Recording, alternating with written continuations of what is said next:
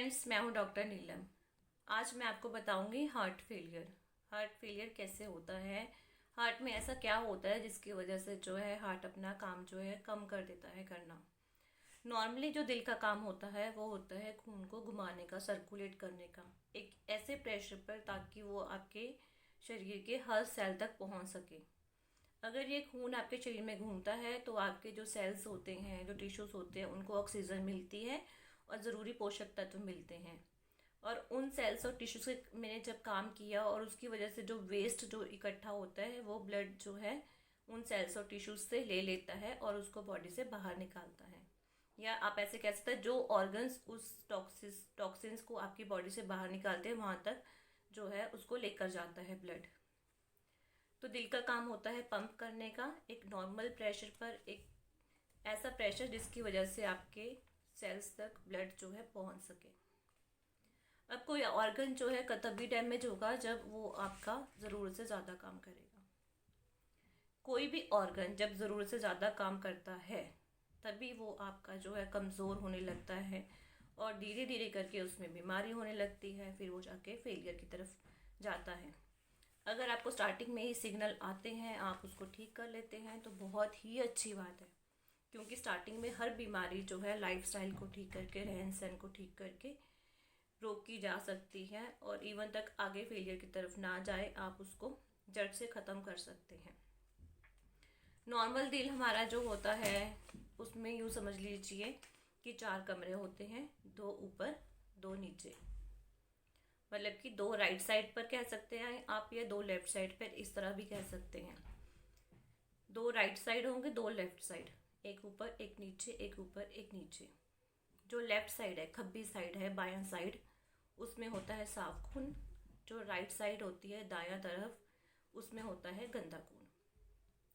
गंदा खून जो है सारे शरीर से आता है, सारे शरीर ने काम किया, सेल्स टिश्यूज में जो भी आपका गंदा खून हुआ उसमें कार्बन डाइऑक्साइड इकट्ठी, वो सारा ब्लड जो है आपके राइट ऊपर वाले कमरों को कहते हैं एट्रिया, नीचे वाले कमरों को कहते हैं वेंट्रिकल।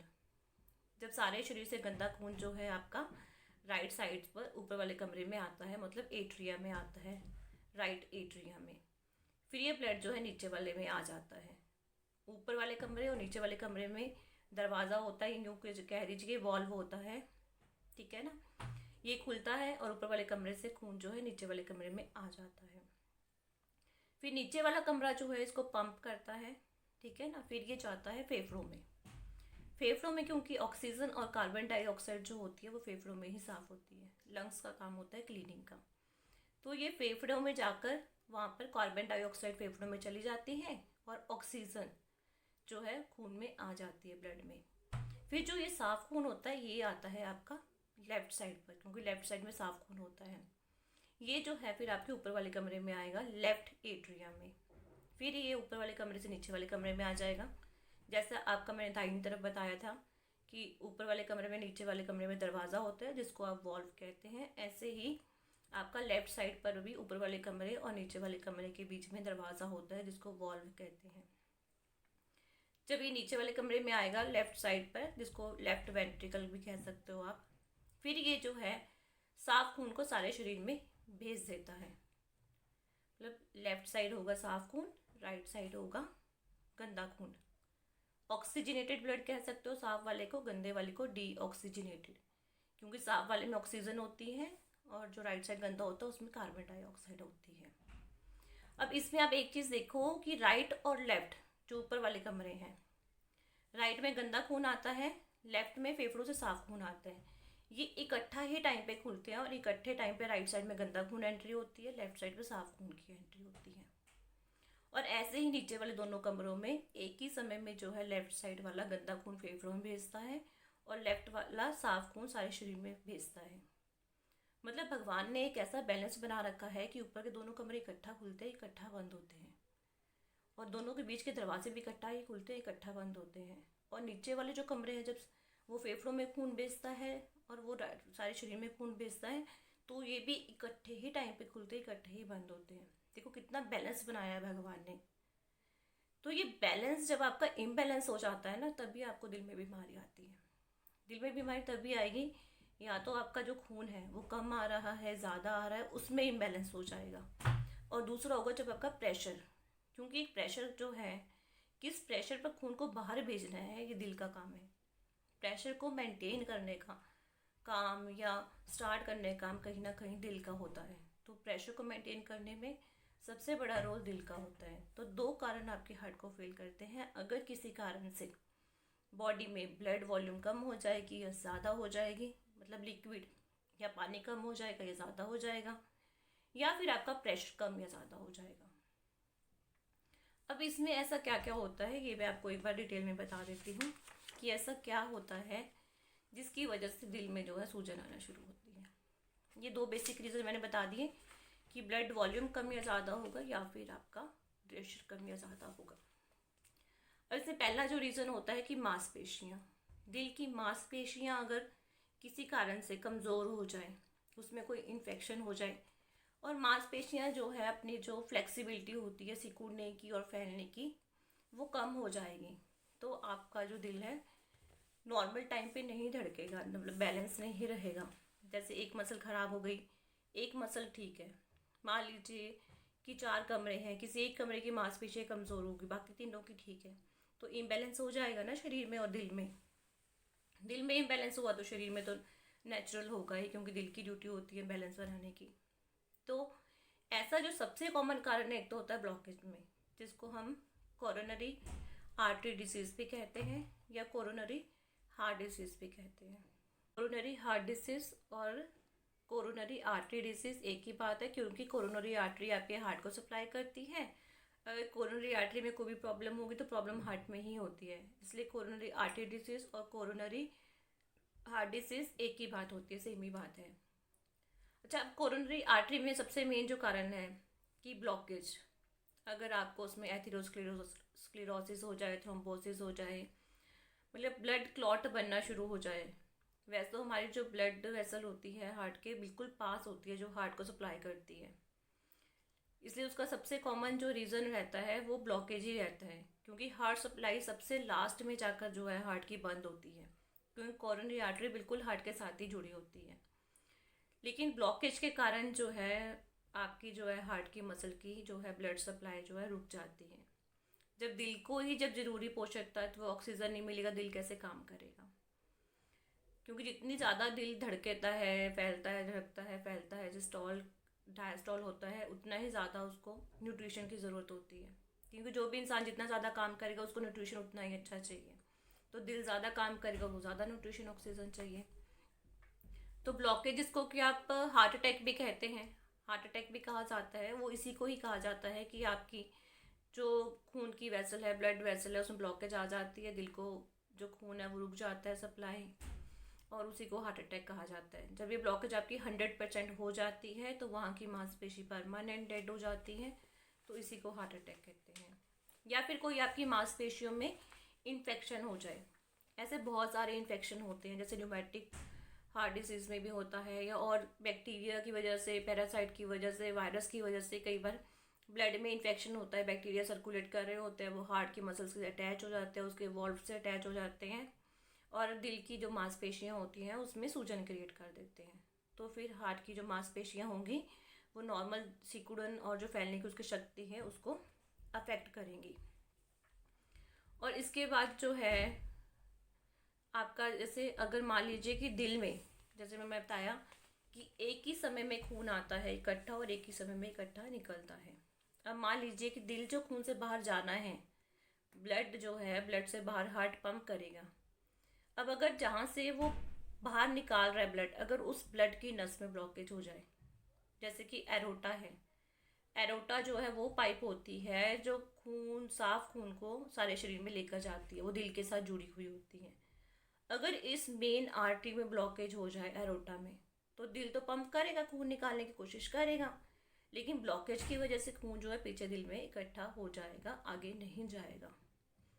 तो इसमें क्या होगा, जब खून पीछे इकट्ठा होगा तो बैक प्रेशर की वजह से उसका प्रेशर जो है फेफड़ों तक जाएगा, क्योंकि साफ खून कहाँ से आ रहा है, फेफड़ों से। फेफड़ों से साफ खून आया लेफ्ट साइड पर दिल में ऊपर वाले कमरे में, फिर नीचे वाले कमरे में गया और फिर सारे शरीर में गया। अब जहाँ से शरीर में जाना है वहीं ब्लॉकेज आ गई आर्टरी के अंदर। अब ब्लॉकेज 60 भी 70 जितनी भी हो सकती है, वो डिपेंड करता है। अब इसमें क्या होगा, पहले तो जो खून पीछे आपका नीचे वाले कमरे में इकट्ठा हो जाएगा, उसके बाद धीरे धीरे करके ऊपर वाले कमरे में इकट्ठा हो जाएगा। जब ये प्रोसेस बहुत लंबे समय तक चलेगा आपका, तो फिर ये क्या होगा, पीछे फेफड़ों में भी जो है सारा जो है फूलना शुरू हो जाएगा। तो इसी को कंजेस्टिव हार्ट फेलियर कहा जाता है।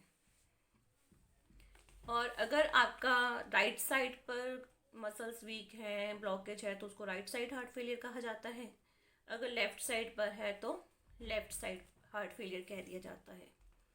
और यही जब लेफ्ट साइड वाली कंडीशन आपकी, जैसे मैंने बताया, खून आगे नहीं जा रहा इस कारण से या और कारण से, तो आपका पीछे जो है आपका फेफड़ों में पानी भरना शुरू हो जाता है, क्योंकि मांस पे वो जो ब्लड वेसल से फूल गई, खून आगे जा नहीं रहा, पीछे इकट्ठा हो के जो है सूजन हो जाएगी फेफड़ों में सारी, तो उसको कंजेस्टिव हार्ट फेलियर कह दिया जाता है। अब ऐसे ही है कि अगर आपका जो है खून ऊपर से दिल में ही ना आए, तो दिल आगे पंप कैसे करेगा। पहला कारण होगा कि ब्लड आ रहा है लेकिन दिल से बाहर नहीं जा रहा, क्योंकि जो नस दिल से बाहर खून लेके जाती है उसके अंदर ब्लॉकेज है, या उसके बीच के दरवाज़ा खराब हो जाए। अब दूसरा है कि ऊपर से ही नहीं आ रहा। अगर मान लीजिए ऊपर से ही खून ना आए, नीचे से दिल तो पंप कर रहे हैं, बट अगर ऊपर से ही ना आए तो।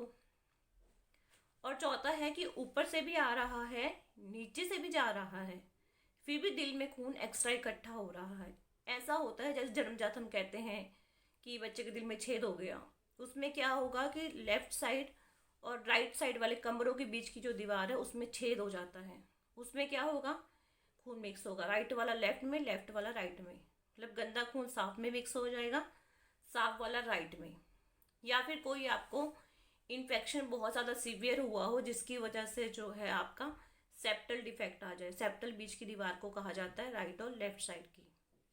ऐसा मोस्टली बच्चे आते हैं, जैसे बोलते हैं कि डॉक्टर ने बोला है जी पाए बर्थ ही बच्चे के दिल में छेद है, तो इसकी वजह से क्या होगा, साफ गंदा खून मिक्स हो जाएगा और फिर सेंसर टिश्यूज़ को जो ऑक्सीजन मिलना चाहिए, जरूरी पोषक तत्व मिलने चाहिए, उसमें जो है इम्बैलेंस हो जाएगा। ये हो गए 4 रीज़न। पहला, मांसपेशियाँ कमज़ोर है। दूसरा कि खून दिल में आ रहा है लेकिन बाहर नहीं जा रहा। तीसरा है कि खून आ ही नहीं रहा। ऐसा होगा अगर फेफड़े की जैसे ऊपर से जो आपकी वेन आ रही है, पल्मोनरी वेन, उसमें कोई ब्लॉकेज हो जाए, या फिर आपका जैसे ऊपर वाले कमरे में और नीचे वाले कमरे में मैंने बताया था वॉल्व होता है, अगर वो वॉल्व आपका हार्ड हो जाए, वो खुले ना पूरा अच्छे से, ताकि खून ऊपर से नीचे ही ना आए। ऊपर वाले कमरे से नीचे वाले कमरे में खून नहीं आ रहा क्योंकि उसके बीच में जो दरवाज़ा था, जो वॉल्व था, वो टाइट हो गया है, तो उसकी वजह से खून पीछे ऊपर इकट्ठा होता रहेगा। इसका इफेक्ट भी यही आएगा कि आपका जो है दिल में सूजन हो जाती है धीरे धीरे करके। अब चौथा है कि खून आ भी रहा है, जा भी रहा है, लेकिन दिल के बीच में जो दीवार थी उसमें छेद हो गया, राइट साइड और लेफ्ट साइड के बीच वाली, जिसको सेप्टल डिफेक्ट कहते हैं। अब पांचवा है करंट। जैसे हमने देखा होगा, लोग बोलते हैं कि दिल की धड़कन जो है इतनी ज़्यादा कम होगी, डॉक्टर ने पेस मेकर लगा दिया। इसमें तब होगा जब आपके जो है इलेक्ट्रिकल जो करंट जो होता है हार्ट में, उसका इम्बैलेंस हो जाए। मतलब एक कमरे में करंट कम ज़्यादा आ रहा है, दूसरे में अलग आ रहा है, तीसरे में अलग, चौथे में अलग, तो ये जो है बहुत ज़्यादा सीवियर कंडीशन हो जाती है। ये आपकी जो है हार्ट में लास्ट स्टेज में जाकर, जब आपका हार्ट बहुत ज़्यादा वीक हो जाता है, तब ये कंडीशन आती है। वो ऐसे होता है जैसे हार्ट की एक मांसपेशी आपकी जो है कमज़ोर होगी, फिर एक ठीक है, फिर दूसरी 3-4 और कमज़ोर होगी, और ज़्यादा छोटा छोटा छोटा एरिया डेड होकर फिर क्या है, कंडक्शन जो है इम्बैलेंस होना स्टार्ट हो जाता है। अब इसमें क्या होगा, दिल की धड़कन आपकी बहुत ज़्यादा, मतलब कि 100 जैसे नॉर्मली 70 होती है, 72 होती है 1 मिनट में, तो आपकी 100 तक चली जाएगी। अब इसमें क्या होगा कि दिल इतनी जोर के धड़क रहा है, खुल रहा है, जोर धड़क रहा है, तो खून जो है निकलता ही नहीं हो, पहले फिर बंद हो जाता है, फिर खुलता है, बंद होता है, खुलता है, बंद होता है, खुलता है, इतने ज़्यादा एक्स्ट्रा प्रेशर हो जाएगा, आपके दिल के अंदर की प्रॉब्लम हो जाएगी। या फिर आपकी दिल की धड़कन बहुत ही ज़्यादा कम हो गई, मतलब 60 जो है 60 जो है पर मिनट की रह जाती है। तो ये 5 कारण जो होते हैं मोस्टली, जो दिल का मैकेनिज्म है जिसकी वजह से दिल में प्रॉब्लम आती है। अब मैं आपको अपनी आने वाली वीडियोस में इसका डिटेल बताऊंगी कि left right congestive heart failure कैसे होता है, क्या मैकेनिज्म होता है। तो ये तो एक द कॉमन था हार्ट में कि क्या है, क्या रीजंस हैं। अगर आपको मेरा वीडियो पसंद आए तो लाइक कीजिए, शेयर कीजिए, सब्सक्राइब कीजिए। नमस्ते।